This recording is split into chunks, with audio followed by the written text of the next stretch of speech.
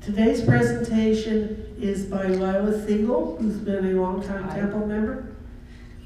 And Lila... I'm glad you didn't say old.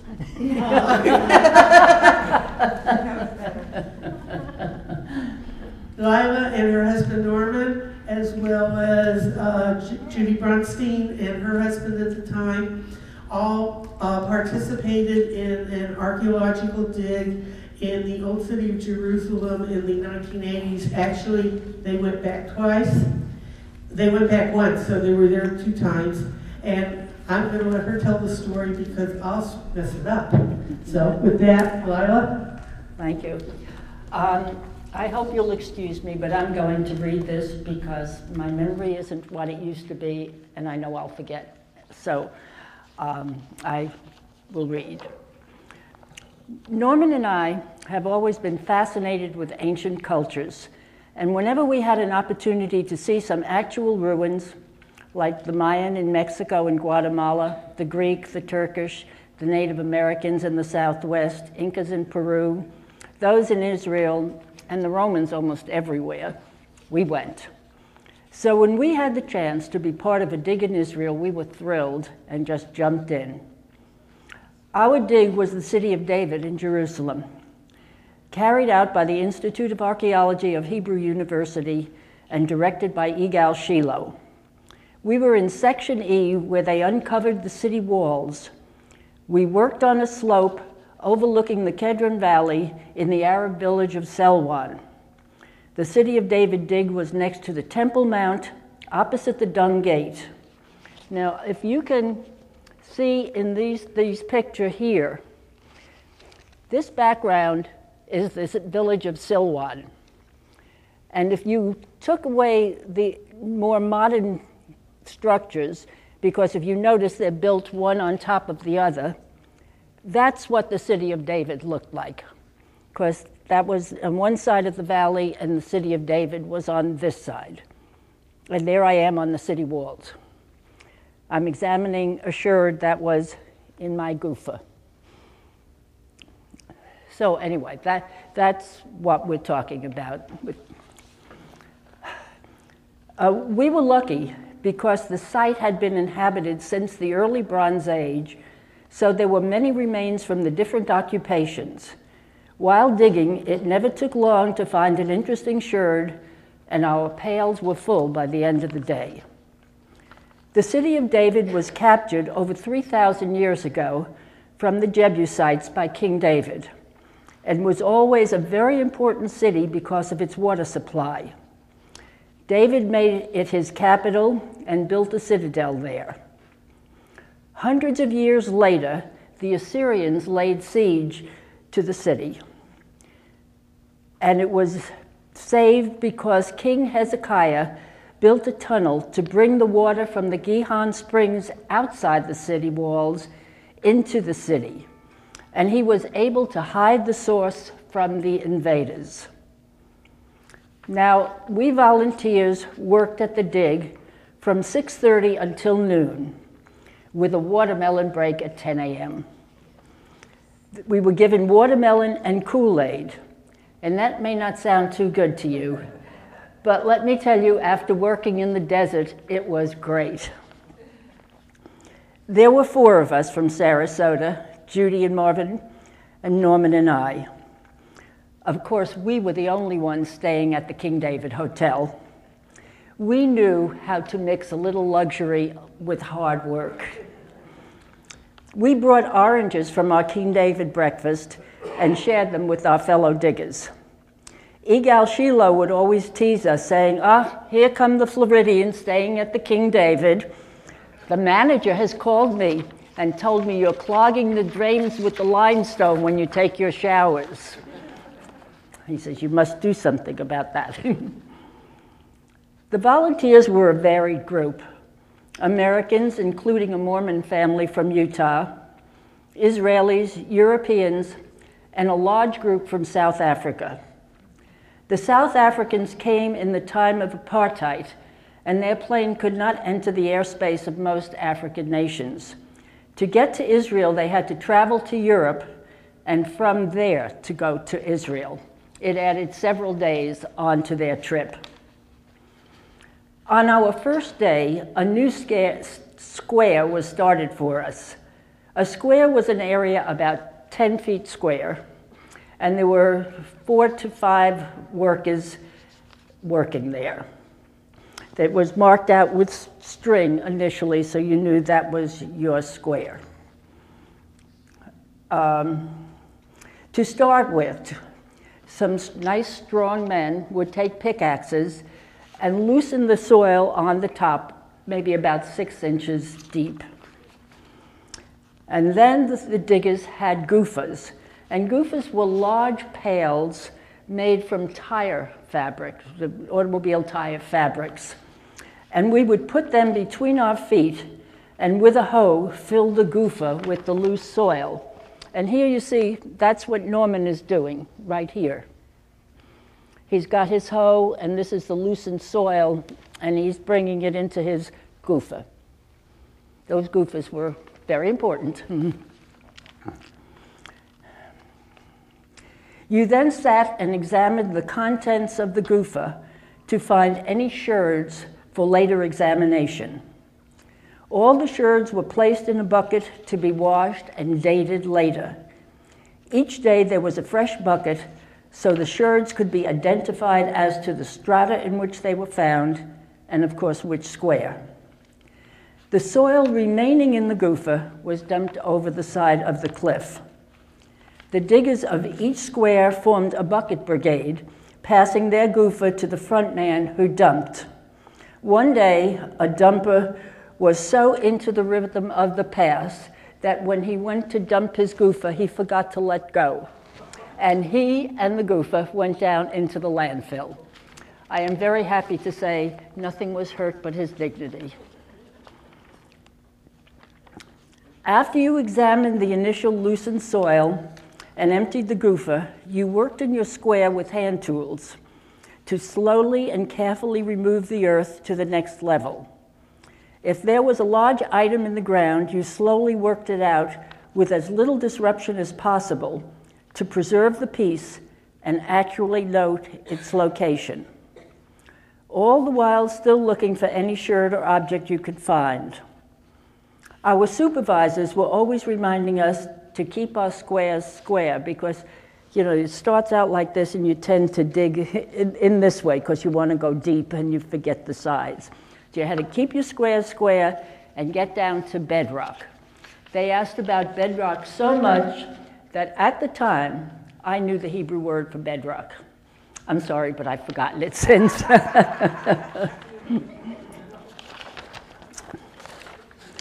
At noon, which was quitting time, you had the option to leave or stay and learn. A dig run by a university is a teaching experience. Yigal Shiloh felt we should have the opportunity to learn about archaeology, and most people stayed to learn. At first, we were shown what happens to the sherds when they left us. They were carefully washed, then dated, and then it was determined if they should be kept for the museum and the university or left on a table for any digger to take as a souvenir. For example, we all found many handles from jugs and amphoras, but only those with a stamp of origin were important. This is the kind of handle that we found, and this one is not important, no stamp. But if it were, there would have been a stamp here, and then you'd know that you don't keep that. That goes to the museum.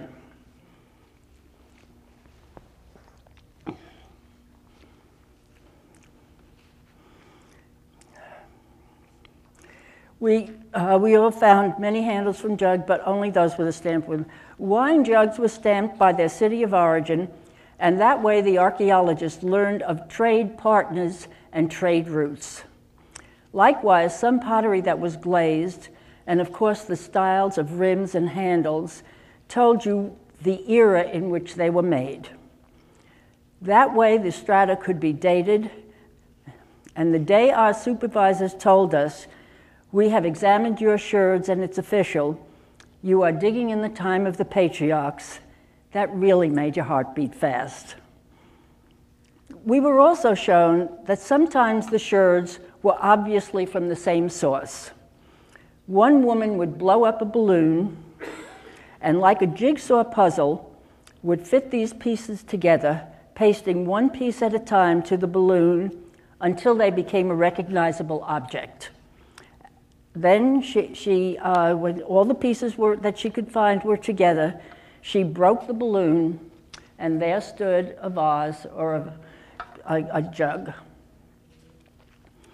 After that, our after-dig activities were mostly visiting other dig sites. We walked through Hezekiah's tunnel and saw how the digging strokes came from opposite directions, this way and this way, One direction was outside the wall and the other was inside the wall. And at some point in the tunnel, they met. And for that to happen at that time, it was a miracle. They didn't have the sensing devices that we have now, and just relied on sound and stuff like that, but they met and formed this tunnel. The tunnel came from Warren Shaft and harnessed the water of Gihon Spring and brought it to the Siloam Pool, which is a reservoir for Jerusalem. The tunnel brought the water from outside the walls to within the city, underground, so your enemies had no access to it. We also went to the dig at the Temple Mount, Warren Shaft, the burned house in the Jewish quarter of the Old City, and to the many dig sites at the city of David where there were things of interest. There was a house, a toilet seat, a bag of coins, and 51 official clay stamps that you would stamp a document with. And they were inscribed, which made them very important. In the square next to ours, they unearthed an undamaged storage jar, 5,000 years old. And it had wheat seeds still inside. The seeds went to Hebrew University, where they were still able to be germinated. Now, if you think that 5,000 years and that there was still life in those seeds, and that is attributed to the desert climate. They were buried under the sand, and it was dry, and things survived. I found an Astartite figurine without a head. A Astartite figurine was the love goddess, the fertility goddess. And I was told that most of those figurines were damaged because when the Jews occupied the city, they destroyed all the heathen idols. And we also found a toga clasp, a chalice, and a lot of plates and jugs and rims. When we left our dig to go back to our hotel, we were covered with limestone dust. There was a hose to clean off with, but it only turned the limestone to cement. We tried to get a cab, but none would stop. We were too dirty, and they didn't want to dirty their cabs. Finally, we got a cab, and he took us to the hotel, and the doorman at the King David comes running out and opens the door for us, takes one look and goes, "Oh, what happened to you?" So we explained to him we've been working on the dig, and then he smiled. And it didn't take long for all the employees at the King David Hotel to know that those nicely dressed people that you see going out to dinner come back very dirty at noon. But the people there really thought we were wonderful. They said to me at one point, "I want to thank you for giving up your vacation time to work in our country." And we got kind of special treatment at the hotel. The following year, Igal Shiloh came to Sarasota to speak to our congregation and our guests about Israeli archaeology and the Bible. and unfortunately he died shortly after from cancer. 2 years later, the four of us came back. We were in different section, different square, different supervisors, and Yigal Shiloh had died. However, the work was the same. That was the year of the Israeli war in Lebanon. Before leaving Sarasota, I called Hebrew University and asked if the dig was still on. The reply was, "Of course, why not?" I said, "The war?" "There's no war," he said. "Oh." So we went. My son looked at us and said, "Are you two so jaded that you have to go to a war for your vacation?" I wasn't sure really what to expect when we got there, but when we did, I realized he was right. There's no war here. The people were up and about, and the young men and women I thought would be fighting were playing ball on the beach. I don't know if you know that clip-clop game with paddles and stuff, and they hit it back and forth to each other. It's a fun game. And so I realized this is a little bit different. Later, we visited a friend in Haifa, and he asked if we would like to drive to Lebanon to see the war. "No thanks," I said. Our friend said he would show us Lebanon and their families quietly enjoying life at the beach. Our friend wanted to show us the Israelis were not bombarding innocent civilians as had been reported in the paper, and that the fighting was only with the Hezbollah. After a few days on the dig, the four of us decided we had forgotten how hard this work really is. That was our last. However, we knew the drill and we did our work. This year we rented a car and didn't have to worry about cabs and dirtying them. In the afternoon, we also used the car to explore other ancient sites. We went to Ashkelon, Herodias, and Caesarea. On the dig, one of the most interesting things we found was a pigeon coop. The pigeons were kept as messengers. They were used to communicate quickly with people far away.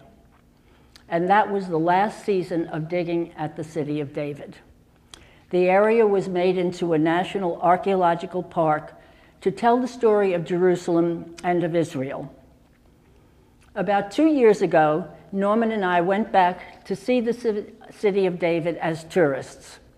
We showed our diplomas and told the guides we were alumni. Everyone was really impressed with us, and they treated us super nice.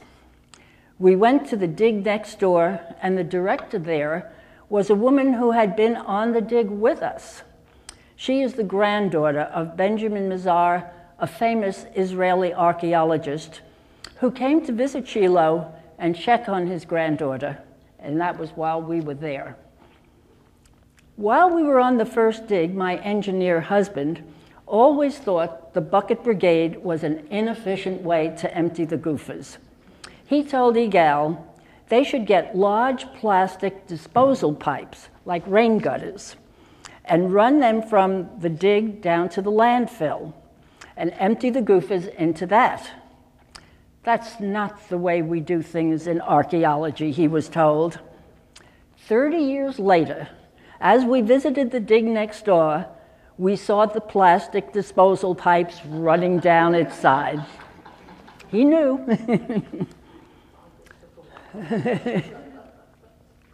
The new archaeological park is lovely and seemed well attended.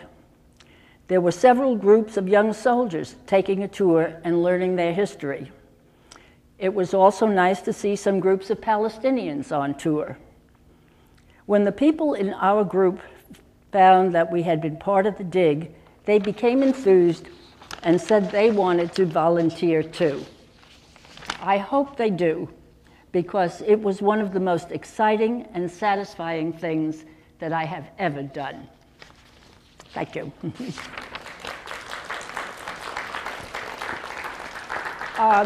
Up here, there are some pictures of us on the dig, looking at sherds, with filling the goofers, working out on the square, and doing the goofers again. These are some of the things that we had found. This is half of a grindstone, which we found one day, and I wanted to take it home, and Norman said, "Do you know how much that weighs?" So I dropped it on the floor, and I said, "Half a grindstone doesn't weigh that much." So here's half a grindstone. And this is our diploma. They put it in a handle for us, and it's dated 1982. That was the first dig. And as you can see, it's a little brown and stuff, but that's our official diploma that we got for working on the dig. My T-shirt is the official City of David Excavations T-shirt. Norman has one on too. And do you have any questions? Yes. Excuse me? Tell us when and how you arrived in Sarasota, because I have known you so many years through the how I came to Sarasota? and socializing and being in your home for parties. Yes. So They were fun. Anyway, we came here you're very social, because and Norman, you go out to Idaho, is it, or wherever you go? no, Colorado. Colorado. By the way, we don't go to Colorado anymore. The altitude's too high. Anyway, Norman and I came here because Norman got a job at EMR, which was an engineering firm that was out on Cattleman Road. And then after he worked there for some years, he left and opened his own business, which was making corrugated boxes. That's what kept us here. Yes. When you were talking about finding the handle, you said that if they had an orange stamp on it. A stamp, not an A stamp, orange okay. You know how this stuff says made in China? Well, this would be wine that was stamped Rhodes. So you would know that wine came from Rhodes. And then you could see how. And then wherever else they had stamped items, you could see, well, they were trading over here and over there and over there. And I was going to say, it's interesting, you said you found a dove coop. And the dove keepers is about the women who maintain the doves. Oh, so great. it's an interesting. and we're going to read that in my book club Yeah. also. Yeah. So I'm looking forward to it. Yeah. Yes. What is the date that they concluded your particular dig? The dig was finished in 1984. It was started. No, when was it? When was It the was site started- begun?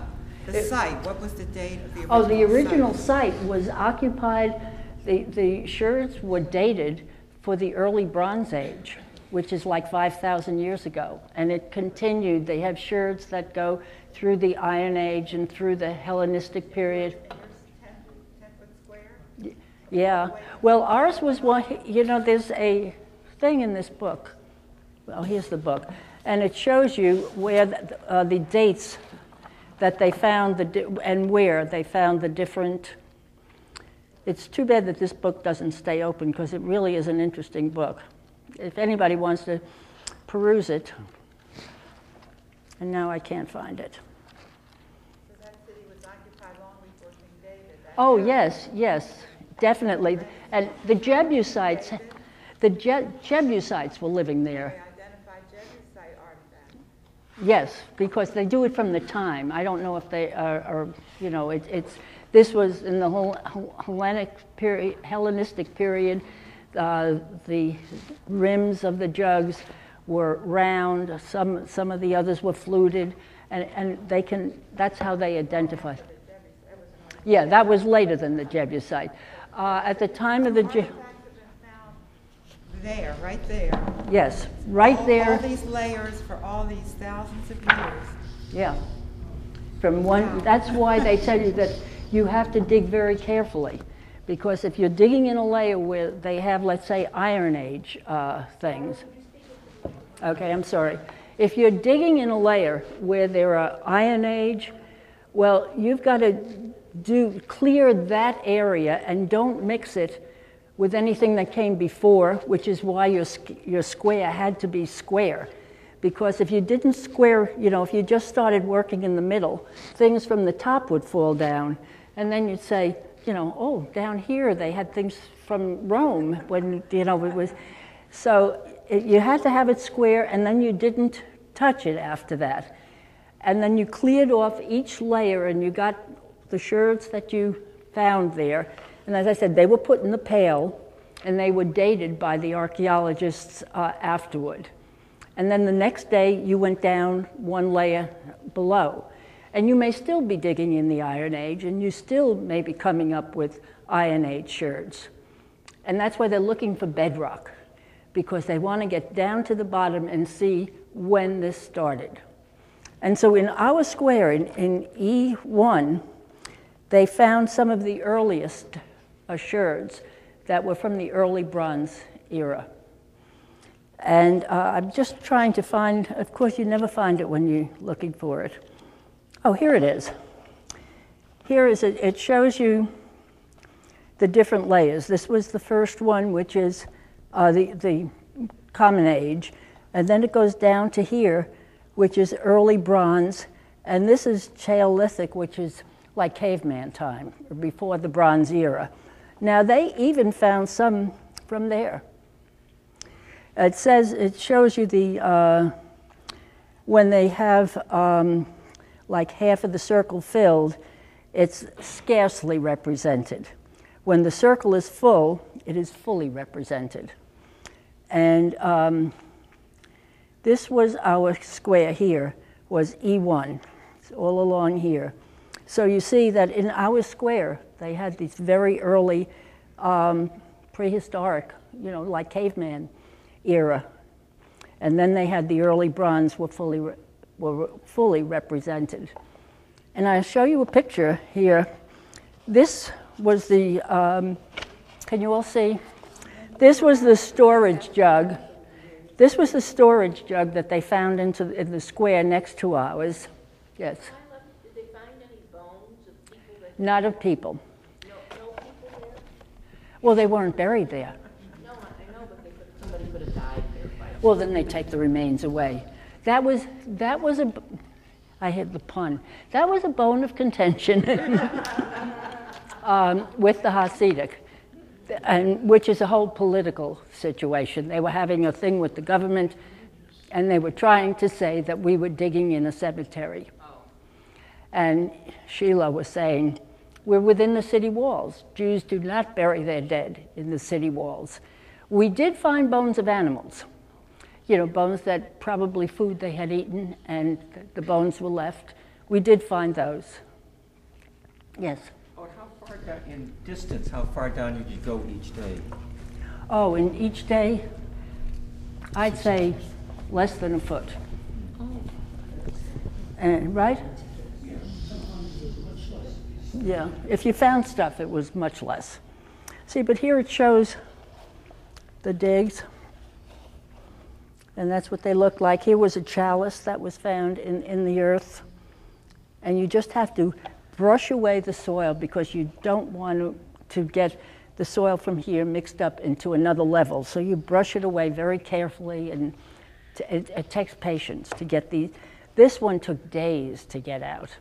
And actually, they used to cover it up at night because they were afraid that people who might see it there would take it for money. I mean that, and this is what Yigal Shiloh said to us, I'm sorry, when he came to Sarasota and he had dinner at our house, and we had purchased some jugs from the antiquity store across the street, and I asked him, were they real? And he looked at them and he said, oh, definitely, that's what they are. He said, but why did you buy them? I said, because we love them. You shouldn't buy them. Look at them in a museum. He said, because your buying them creates a market. And then people go in the desert, and when they see a mound, they know that that's a tell, a site. And then they just go in there and take whatever they can, and then you can never tell the story afterwards because all the levels have been destroyed. So he blamed it on us. You should never buy those things. I said, I won't anymore. Ask a silly question. Oh, no silly. How do they ever balance those amphores? I mean, they come on a pointed, I mean, there must have I been think a they have straw. stand or I think something they or other? use straw to make a stand for them or something. Once they got into metals, they made metal stands for them. But before that, I think probably they were probably leaned against the wall of a house. No, they didn't make flat bottom. Well, this one, if you see, it's kind of a flat bottom. No. You see this? That's from the museum, that stand. They didn't find it that way. But they probably leaned it against the wall. Or maybe they put straw underneath it, so that would give it some kind of traction and stuff. Yes? Did you yourselves sift through the dirt and pick out an actual sherd? Oh, Or many. That was part of your job, was to Yeah, that's- actually see? identify, Yeah. because I've been on a dig and it's hard to tell what's a rock and what's Yes, an artifact. that's true. and That's true. So you became, I guess, you accustomed you to got it. You learned accustomed as you to went it. along. But I certainly couldn't date it. Them. I could. They have to do that. That's right, and that's why, well, there was a pail there. And so all of the sherds that you examined and you said, this, that went into the pail.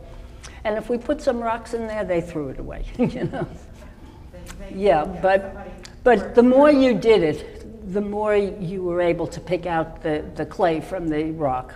Did you find something really, you personally find something really exciting? Well, I said the Astarte figurine. The what? The Astarte figurine. Did you say that? I must have, Yeah. that must Yes. have been what I was thought. Warm it up. Okay. You know, I'm aware that's that a they've been found all over the state of Israel, little Astartes. You found one of them? Yes. And only it didn't have her head. Her head was missing. These fertility goddesses that we weren't supposed to be worshiping. Exactly, and that's why the heads were gone. And that's in the Dove Keepers, by the way. Okay. You'll see it. Okay. I can't wait to read the book. Oh, it's I'm wonderful. sure. Yeah.